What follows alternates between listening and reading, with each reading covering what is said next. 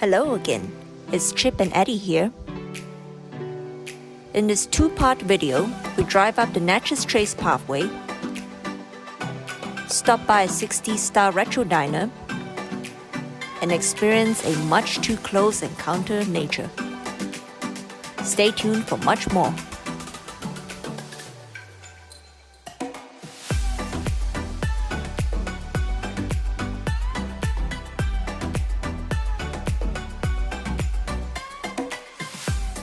Sunrise is really early here. It was already twilight by about 5:30. It's really quite beautiful. Hot dog eating contest, cherry pie eating contest, watermelon eating contest. Oppa should join this. I bet Oppa can win this. Okay, kind of caked up in the fridge. Oh, it's so sweet. Can't really taste the red velvet, but it's really sweet, like fudge.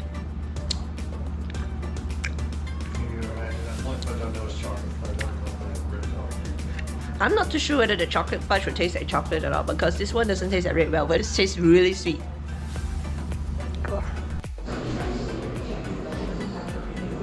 So this one here is grits, scrambled eggs, sausage, and biscuit. Didn't have to read for this.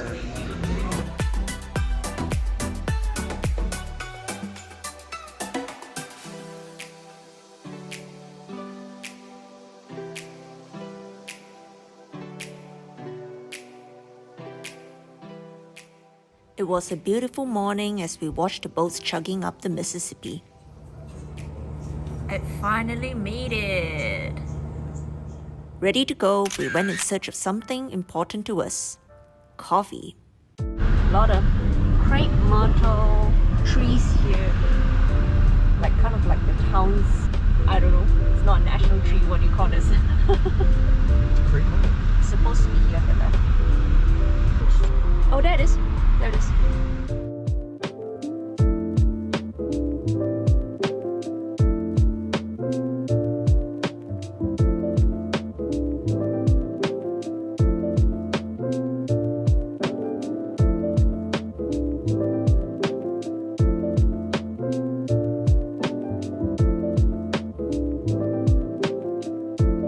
Well, I know for sure that I'm not the first Malaysian in this town. Someone's been to Malaysia. That's a familiar label. Oh, what flags would you call this? Mississippi? Okay. It's very quaint.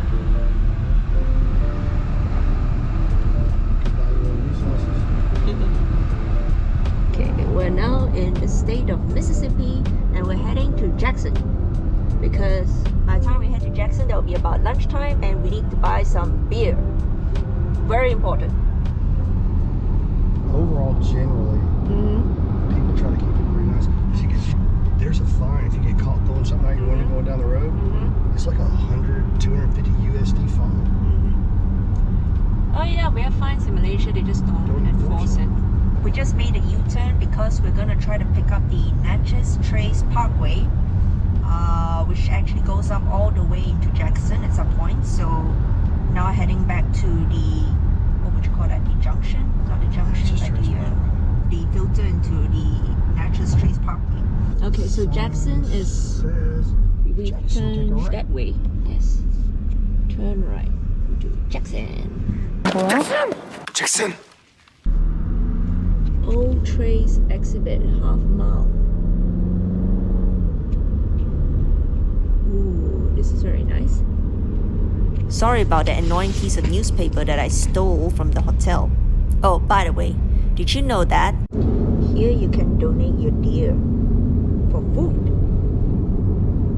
Anyway, back to the drive.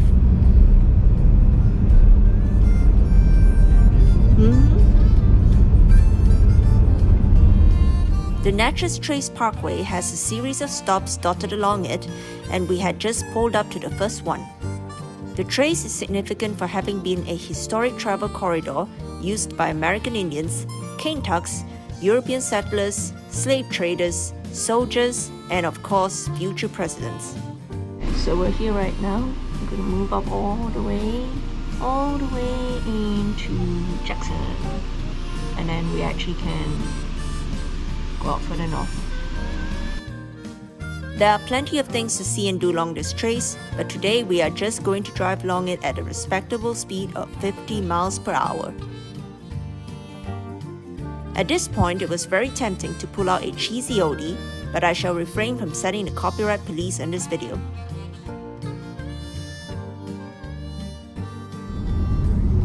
Mount Locust.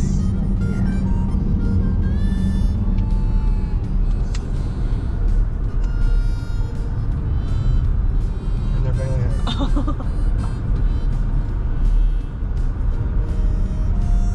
This is called blue grass hay. It's wonderful. $5.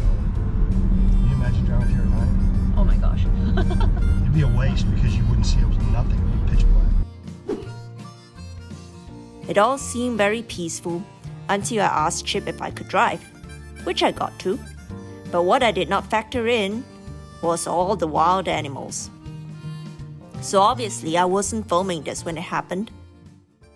I was happily driving down the road and Chip was minding his own business when suddenly, with lightning speed, a snake streaked across the road. I turned my wheel right. I wanted to avoid its tail. Chip caught the wheel, he turned it back left. Well, that's his version of the story. One thing's for sure, while this black and white king snake felt the need to cross the road, it sure was no chicken. That ended my little driving adventure, and Chip needed a pee break. Can't really blame him after what happened.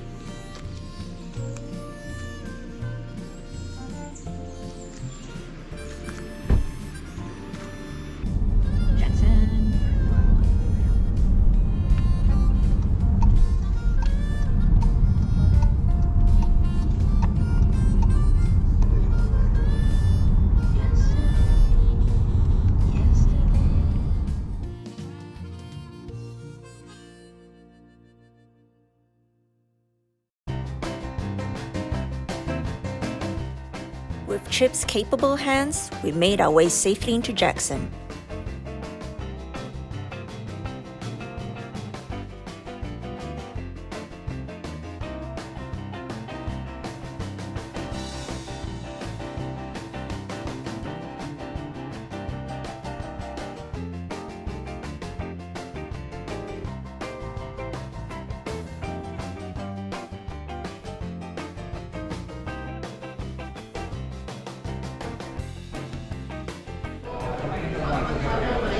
But you can even get it old-fashioned with it.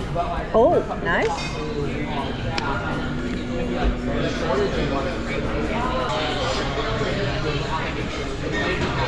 It's a lot of stuff.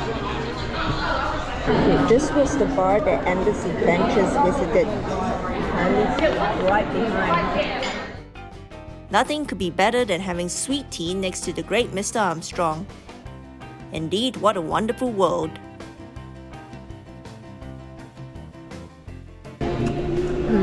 Tea is very sweet, about the same sweetness as in Malaysia. Tea leaves are different. Fried chicken. The onion rings looks good, right? Smells good as well. So what's yours? A patty melt? Patty melt. We went with a single or double? Single. Brent's Drugs has really got their food game right. Our fried chicken sandwich and patty melt turned out to be my favorite sandwiches for this entire trip. That chicken was good, but that patty melt was better. Afterwards, we stopped into the liquor store next door. Yeah, we're paying close to 200 ringgit as well. We only get this size. Oh yeah, that's right, that's right. So, you know, this is less than 100 ringgit. It's like 80 ringgit. Yeah, we're paying more than double. This right here. See, look at this. This one called a handle. Look at it, it has a handle. Yeah. It's only 39. So it's less than 200 ringgit for a bottle that size. That's what I was saying, how cheap it is. Isn't it? Wow, 14. For standard size, 750 liter CL, that is. What is it? This is 30 ringgit. So this is 100. This is a larger bottle here at home, and it's 100 ringgit. And what is this, like 105 ringgit? Normally we pay 189 ringgit there. Big difference, huh? So I'm gonna get one. We used to get bottles like that, right? 1 liters. Yeah. That's only, see, that's less than 200 ringgit for the 1 liter bottle. We left just as I was starting to feel like a kid in a candy store.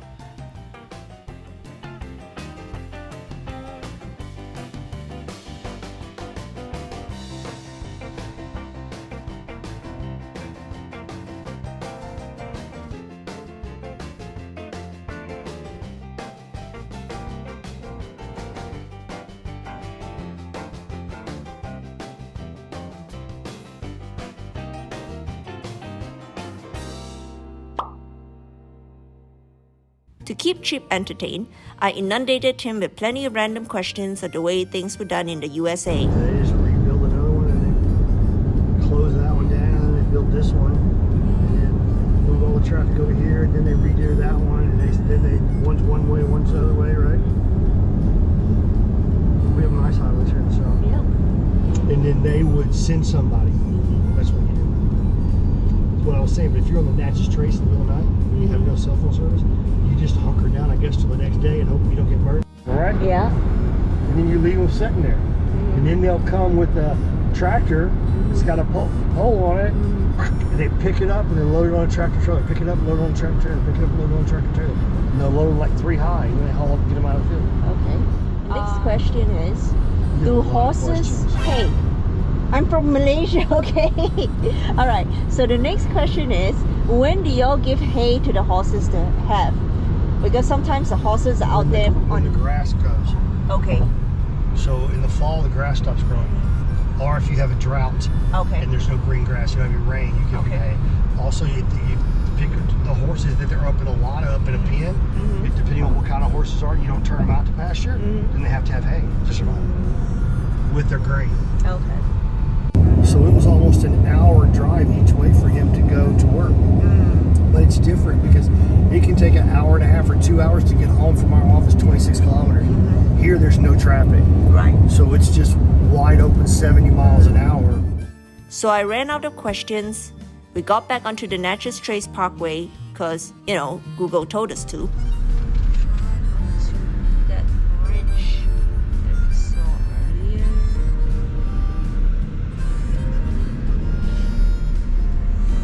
Just cross under.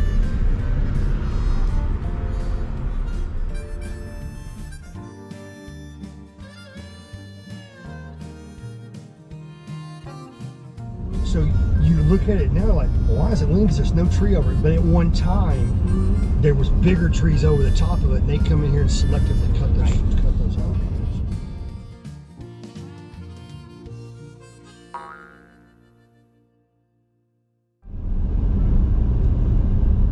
They're fixing to pick this hay up. Those trucks.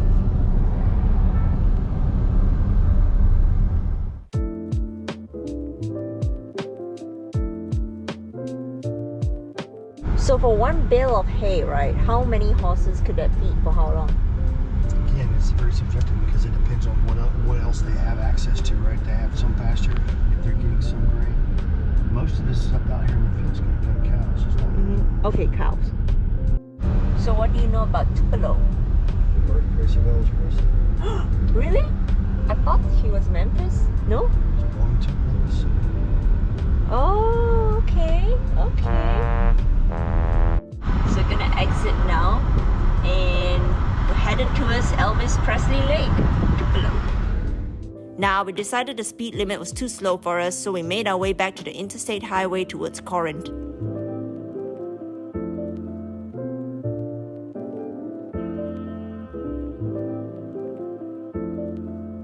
Corinth, next right. Turn. Corinth, Memphis, exit 1 mile.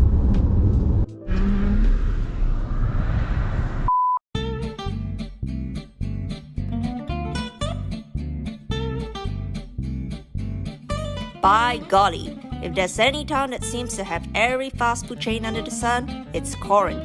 That's the house there.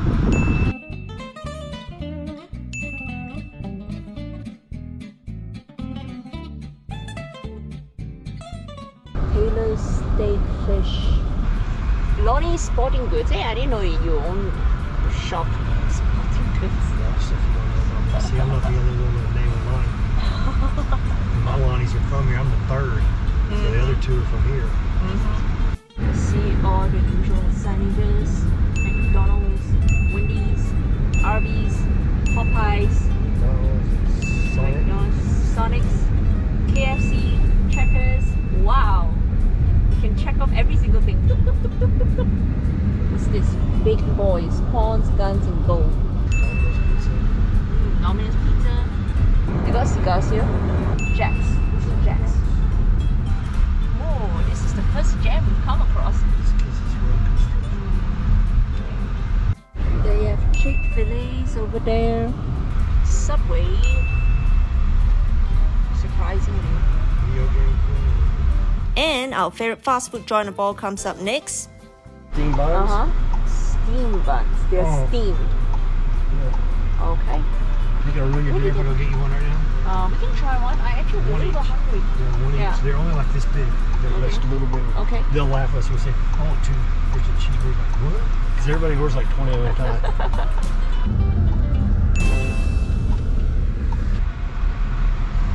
Okay, just a cheeseburger, right? 4 Krystals with cheese. No words can describe how wonderful these sliders are to my uninformed taste buds.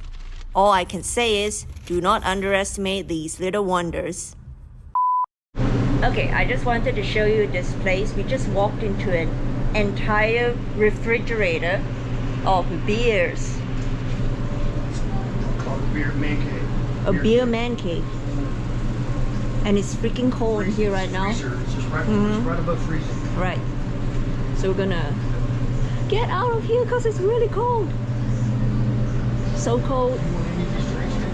No. You're just gonna drink your chip. Yeah.